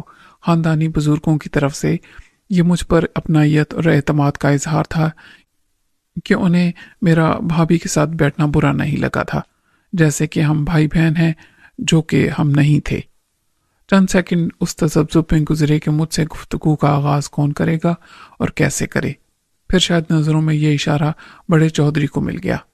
صاحب خانہ کی حیثیت سے وہی اس بحرانی مسئلے پر منعقد ہونے والی کانفرنس کی صدارت کے فرائض سر انجام دے رہے تھے۔ پتر سلیم اختر، انہوں نے حقے کا دھواں خارج فرما کے فرمایا، تجھے اندازہ تو ہے کہ ایک مسئلہ پیدا ہو گیا ہے۔ انکار کرنا لا حاصل ہوتا۔ انور یا شاہینہ بھابھی کی زبانیوں نے معلوم ہو چکا تھا کہ مجھے اس مسئلے کے ہر نازک پہلو کا علم ہے، چنانچہ میں نے فقط سر ہلانا کافی سمجھا۔ بڑے چودھری نے تفصیل میں جانا غیر ضروری سمجھا۔ سجن دشمن تو سب کے ہوتے ہیں۔ اب خیر سے 2 پتر ہیں میرے، اور بھائی جی کو اللہ نے 2 بیٹیاں دی تھی۔ ایک یہ تیرے ساتھ بیٹھی ہے، شاہینہ۔ ہمارا انور اعلیٰ تعلیم کے لیے ولایت چلا گیا تھا، ورنہ دوسری سے اس کا بیاہ ہو جاتا۔ یہ ہماری آپس کی بات تھی، دیر سویر سے کوئی فرق نہیں پڑتا، لیکن کچھ لوگوں نے غلط سمجھا اور فرض کر لیا کہ انور کو خدا نخواستہ رشتہ قبول نہیں۔ ایک بندہ پیغام لے کر پہنچ گیا بھائی جی کے گھر اپنے بیٹے کے لیے۔ وہ میرا سالہ تھا، شاہینہ کا ماموں، اور کوئی ایسی ہمت تو کر نہیں سکتا تھا، پیر صاحب نے بڑے پر نفرت لہجے میں کہا۔ بڑے چودھری نے حقے کا کش لینے کے بعد پھر بات کی۔ بھائی جی نے غلط فہمی سمجھ کے برا نہیں مانا اور کہا کہ میری تیسری بیٹی تو کوئی نہیں، تم یہ جانتے ہو، جو بیٹی ہے گھر میں ہے تو اس نے جانا ہے چودھری اصغر کے گھر۔ اس نے بڑی غلط اور نامناسب بات کی، یہ کہا کہ زبانی بات کرنے سے کچھ نہیں ہوتا، آپ پرانی بات کو چھوڑو اور میرے بیٹے مراد کا رشتہ طے کرو۔ اب یہ کتنی نامناسب اور بے عزتی والی بات تھی۔ ہم زبان دے کر پھر جاتے، ایسا تو سوچا بھی نہیں جا سکتا، اور کوئی ایسی بات کرتا تو بے عزت ہو کے جاتا، مگر میں نے کچھ رشتے کا لحاظ رکھا، مگر انکار کو اس نے بے عزتی سمجھ لیا اور خامخواہ دشمنی پر اتر آیا۔ کم ظرف بندہ تھا، زمینداری کا خاندانی کام چھوڑ کر نو دولتیوں کی طرح دوسرے کاموں میں پڑ گیا۔ 4 پیسے آ گئے تو خود کو صنعت کار اور بلڈر کہنے لگا۔ پیر صاحب نے درمیان میں بات کی تو ان کے لہجے میں نفرت کا آتش فشاں دہک رہا تھا۔ بڑے چودھری صاحب سکون سے حقہ گڑگڑاتے رہے، پھر بولے، ابھی کچھ دن پہلے اس کے بد کردار لڑکے کو کسی نے قتل کر دیا۔ بری صحبت میں پڑ گیا تھا وہ، سارے لوفر اور کمزاد اس کے دوست تھے۔ ہم تو بس سنتے رہتے تھے کہ وہ کیا گل کھلا رہا ہے، برے کام کا برا انجام، مگر اس کے باپ نے بھائی جی سے دشمنی نکالی، انہیں قتل میں ملوث کر دیا، اور اس سے بڑھ کر یہ کہ اس معصوم اور شریف بچی پر بےہودہ الزام عائد کر دیا کہ وہ خدا نخواستہ خاندانی رشتے کو چھوڑ کر اس کے بیٹے سے شادی کرنا چاہتی تھی۔ میں یہ سرکاری وضاحتی بیان بظاہر بڑی توجہ سے سن رہا تھا، جس میں ناپسندیدہ اور ناقابل بیان حقائق کو بڑی ہوشیاری سے نظر انداز کر دیا گیا تھا، یا موضوع حد تک بدل کر اسے قابل قبول بنا دیا گیا تھا۔ میں نہیں کہہ سکتا تھا کہ میں اس کیس کے قانونی پس منظر کے علاوہ جذباتی، نفسیاتی اور معاشرتی اسباب جانتا ہوں۔ मगर ज़ाहरी पर्दादारी के लिहाज से चुप हूँ।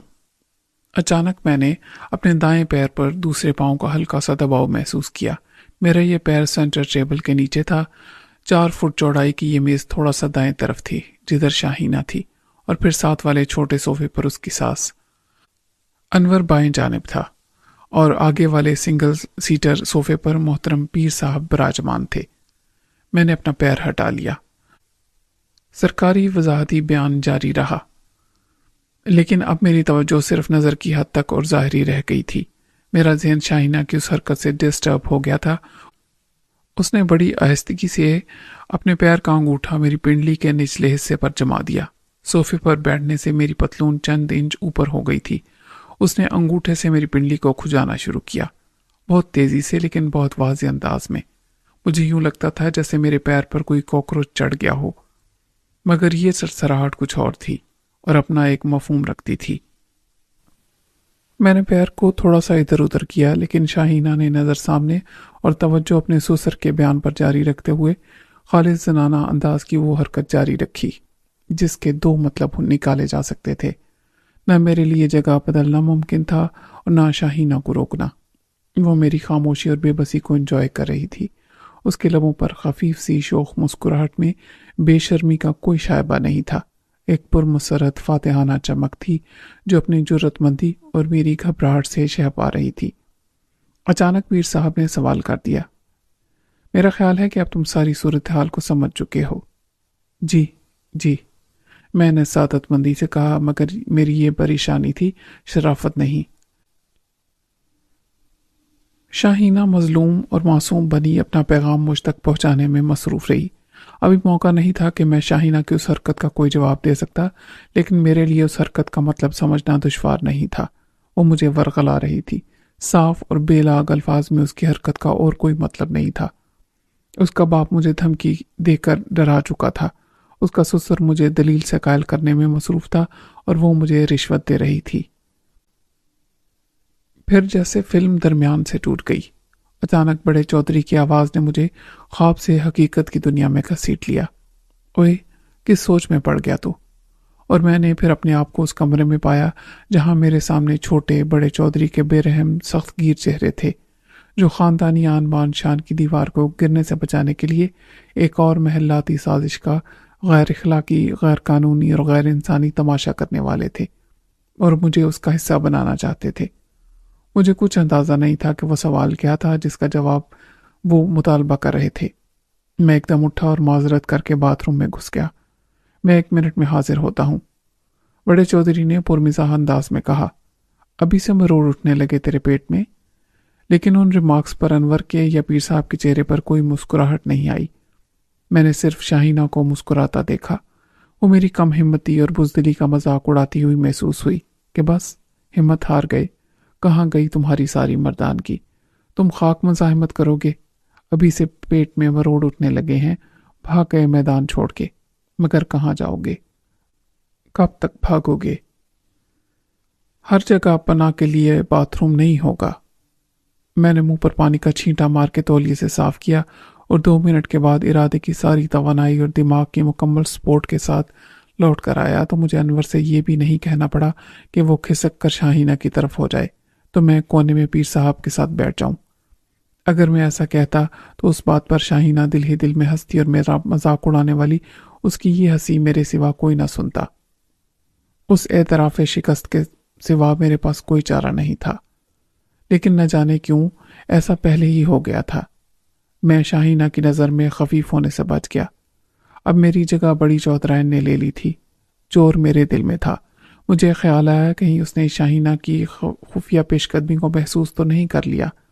उसके और मेरे चेहरे के जज्बात की तहरीर में अपनी अपनी नीयत का अक्स नजर आ गया था। वो एक तजुर्बाकार औरत थी और दूसरे मर्द नहीं महसूस कर सकते थे, वो जान सकती थी। जाहिर है ये मेरा वहम था।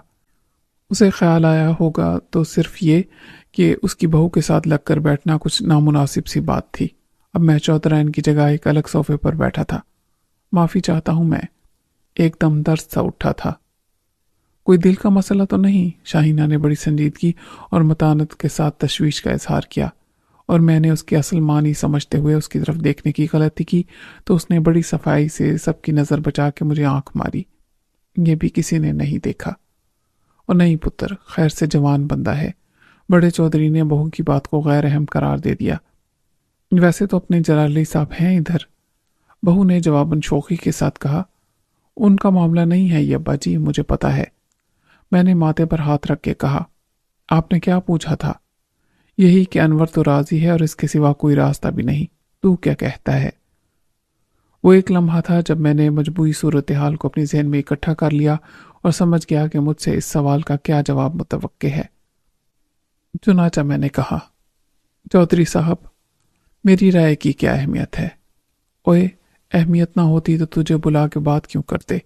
اللہ نے عقل دی ہے تجھے، مگر یہ آپ کا خاندانی معاملہ ہے۔ اس کے علاوہ ہو سکتا ہے میری بات آپ کو بری لگ جائے۔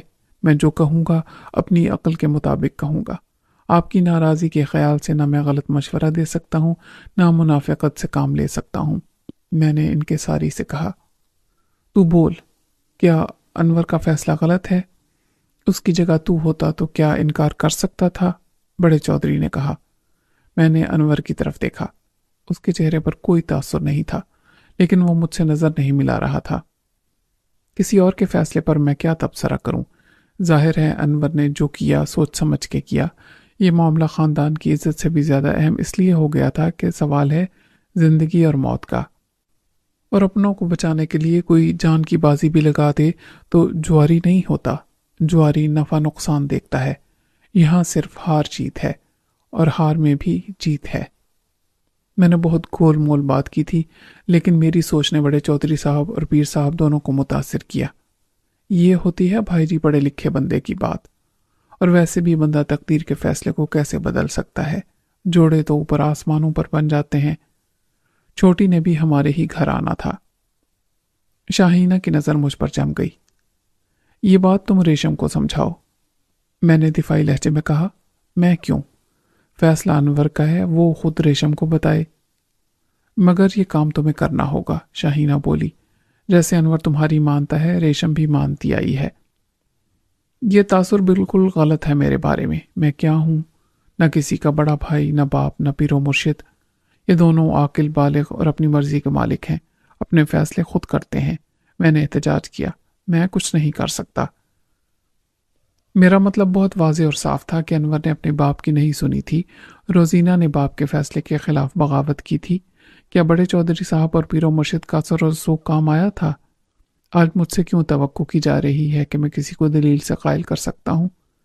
جذبات کا منہ زور سیلاب جوانی میں ہر دلیل کی دیوار کو بہا کر لے جاتا ہے۔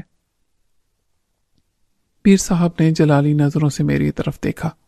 ہم نے تمہیں صاف الفاظ میں سمجھا دیا تھا کہ تمہیں کیا کرنا ہے۔ میں نے ان کے لہجے میں نمایاں دھمکی کو ان کی آنکھوں میں بھی پڑھ لیا تھا۔ پیر صاحب، وہ سبق میں کیسے بھول سکتا ہوں؟ یہی تمہارے اور ریشم کے حق میں بہتر ہوگا کہ باعزت طور پر خود کو ہمارے معاملات سے الگ کر لو۔ اچانک امتناعیت کا انداز بدل گیا تھا۔ اور یہی بات تمہیں ریشم کو سمجھانا ہوگی۔ میں نے نفی میں سر ہلایا۔ میں صرف اپنے معاملات کا ذمہ دار ہوں۔ میں اجنبی تھا اور آج بھی ہوں۔ انور کی وجہ سے مجھے یہاں اپنائیت ملی تھی اور اس نے ہی مجھے روکے رکھا تھا۔ اور اب اگر آپ کی اور اس کی سب کی یہی مرضی ہے تو میں یہاں زبردستی نہیں رک سکتا، لیکن زبردستی میں ریشم کو اپنے ساتھ بھی نہیں لے جا سکتا، نہ وہ میرے ساتھ آئی تھی۔ بڑے چودھری صاحب نے پھر صورتحال کو سنبھالا۔ دیکھو ملک سلیم، اگر وہ لڑکی ضد کرتی ہے تو بے شک کہیں نہ جائے۔ اس سے شادی کا وعدہ انور نے کیا تھا۔ وہ خود اس کو بتائے کہ خاندان کی ضرورت پر وہ اس کی محبت کو قربان کر رہا ہے۔ اس سے شادی نہیں کر سکتا اور وہ جہاں چاہے چلی جائے۔ وہ میرے ساتھ جانا چاہے گی تو میں انکار نہیں کروں گا، میں نے سپاٹ لہجے میں کہا۔ اچانک انور نے سر اٹھایا۔ ابا جی، آپ لوگ کیوں غلط بات کر رہے ہیں؟ اگر میں روزینہ سے شادی کر رہا ہوں تو اس کا یہ مطلب کیسے ہو گیا کہ ریشم سے نہیں کروں گا؟ پیر صاحب نے صورتحال خراب ہوتے دیکھی تو پینترا بدل کے دخل اندازی کی۔ ہم نے ایک آسان حل تجویز کیا تھا۔ وہ لڑکی ریشم اس نوجوان ملک سلیم اختر کے ساتھ فرار ہو رہی تھی جب گرفتار ہوئی۔ اس کا مطلب ہے وہ اسے پسند کرتی تھی۔ آسانی اس لیے تھی کہ انور کسی مجبوری کی وجہ سے اپنے عہد پر قائم نہیں رہ سکتا تو وہ اپنی زندگی اس کے ساتھ گزار سکتی ہے۔ یہ دونوں یہاں بھی رہ سکتے ہیں۔ میں نے ان کی بات کاٹ دی۔ معاف کیجیے پیر صاحب، ریشم کے لیے میرے جذبات وہی ہیں جو ہر بھائی کے اپنی بہن کے لیے ہوتے ہیں، اور خود ریشم بھی ایسا ہی سمجھتی ہے۔ انور نے برہمی سے کہا، کیوں معاملات کو الجھانے پر تلے ہوئے ہیں آپ سب لوگ؟ وہ بات کریں جس پر سب نے اتفاق کیا تھا۔ ہم یہاں معاملات کو سلجھانے کے لیے بیٹھے تھے، مزید الجھانے کے لیے نہیں۔ خاندان کی عزت داؤ پر لگ گئی تھی، اس لیے میں نے کہا تھا کہ میں پہلے روزینہ سے شادی کر سکتا ہوں، اور میری مجبوری کو سمجھ لیا گیا تھا۔ ریشم نے بھی سمجھ لیا تھا۔ آرام سے پتر انور، آرام سے، یہ وقت آپس میں اختلاف میں پڑنے کا نہیں ہے۔ پھر غلط بات کیوں کرتے ہیں پیر صاحب، جبکہ ہم سب انہی کی عزت بچانے کی کوشش کر رہے ہیں۔ دیکھ انور، یہ میرا بڑا بھائی ہے اور تیرا تایا ہے، یہ ہم سب کی عزت کا سوال ہے۔ انور نے میری طرف دیکھا۔ ملک، تو سب جانتا ہے، اور تو کیا ساری دنیا جان گئی ہے اب تو۔ میں خود کو اس خاندان سے الگ نہیں کر سکتا۔ جو ایک کا دشمن ہے وہ سب کا دشمن ہے، اور جنگ میں نہ جھوٹ سچ دیکھا جاتا ہے، نہ جائز نہ جائز۔ اس کا انتظام ہو گیا ہے کہ روزینہ کے ساتھ میرا نکاح آج سے 1 ہفتے پہلے کی تاریخ میں ہو جائے۔ یہ صرف قانونی دستاویز کی مدد سے ایک الزام کو غلط ثابت کرنے کے لیے ہے۔ جانتے پوچھتے میں انجان مت کے بولا، یعنی روزینہ صرف اس دستاویز کی حد تک تیری بیوی ہوگی؟ پیر صاحب نے لال آنکھوں سے مجھے گھورا۔ وہ یہاں آئے گی جیسے اس گھر کی بہو آتی ہے، اس کا مقام اور مرتبہ بھی وہی ہوگا۔ بڑے چودھری نے مصالحت آمیز لہجے میں کہا، بالکل ٹھیک کہا آپ نے، اور یہی بات ہم نے انور کو سمجھائی تھی کہ خاندانی بہو کا جو درجہ ہے وہ ریشم کو حاصل نہیں ہوگا۔ بے شک انور اس کے بعد شادی کر لے اس سے، 4 کی اجازت ہے شرع میں، لیکن ہمارا نام نسب چلے گا روزینہ سے، وہی مالک اور مختار ہوگی یہاں۔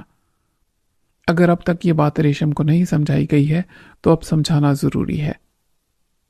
وہ سمجھتی ہے ابا جی، انور نے ناگواری سے کہا۔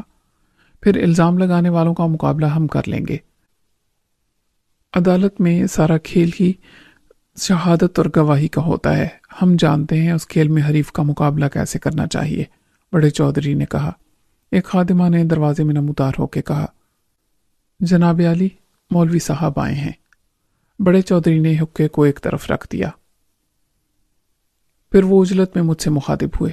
ایک مولوی مل گیا ساتھ کے گاؤں کا، اس نے آخری نکاح کا اندراج 1 ہفتہ پہلے کیا تھا۔